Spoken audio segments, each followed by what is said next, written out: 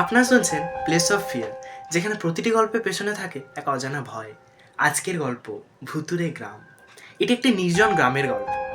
সেখানকার মানুষদের মুখে একটাই নাম ঘুরত, অলোক সিংহের ভয়ঙ্কর সাপ। অলোক সিংহ ছিলেন এক সময়ের এক প্রসিদ্ধ জমিদার, যিনি গ্রামের সম্পদ একা নিজের হাতে নিয়ন্ত্রণ করতেন। কিন্তু একদিন তার আত্মীয় স্বজন এবং গ্রামবাসীরা অদ্ভুতভাবে মারা যেতে শুরু করলো। অলোক সিংহের প্রতি গ্রামের মানুষের সন্দেহ বেড়ে গেল, কিন্তু সে জানতো না যে তার অদ্ভুত সাপের বলি হতে হবে। এক রাতে অলোক সিংহের বাড়ি থেকে চিৎকার শোনা গেল। পরদিন তার বাড়ি একদম শুনশান। এক সময়ে জমিদারির দাপট, এখন এক ভয়ঙ্কর নিস্তব্ধতা। গ্রামের মানুষ জানতেন অলোক সিংহ আর তার পরিবার সেই রাতে মৃত্যুর কোলে ঢলে পড়েছিল। তবে তার আত্মা কি শান্তি পেয়েছে? গ্রামটি রূপ নিয়েছিল এক ভুতুরে স্থানে, যেখানে রাতের অদ্ভুত শব্দ, তীব্র বাতাস এবং অদৃশ্য হাতের স্পর্শ ছিল। কিন্তু সাহসী যুবকরা গিয়েছিল সেই বাড়িতে, কিন্তু তারা আর কেউ ফিরে আসেনি। শোনা যায়, যারা বাড়ির দিকে এক পা বাড়াতো তারা যেন অলোক সিংহের সাপের শিকার হয়ে যেত।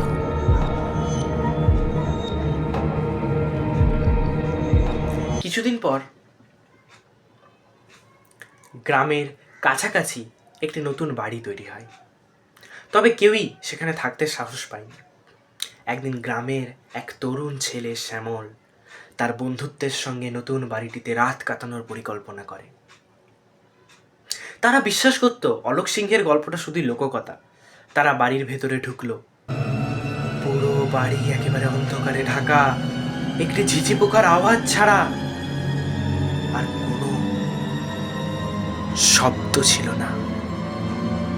শ্যামল বলল, এটা কিছু নয়, একেবারে সাধারণ বাড়ি।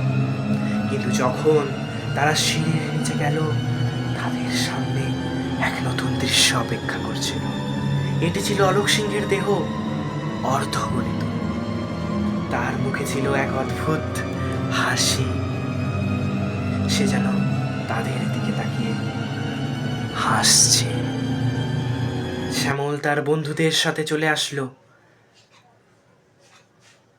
গ্রামে দৌড়ে বেরিয়ে গেল, কিন্তু তাদের চোখের সামনে অলোক সিংহের আত্মা তার সাথে চলে আসলো। গ্রামে ফিরে যাওয়ার পর তারা আর কখনো সেই বাড়ি বা গ্রামটিতে কখনো যায়নি। তবে কিছুদিন পর শ্যামল আর তার বন্ধুরা তার বাড়ির দিকে ফিরে যায়নি।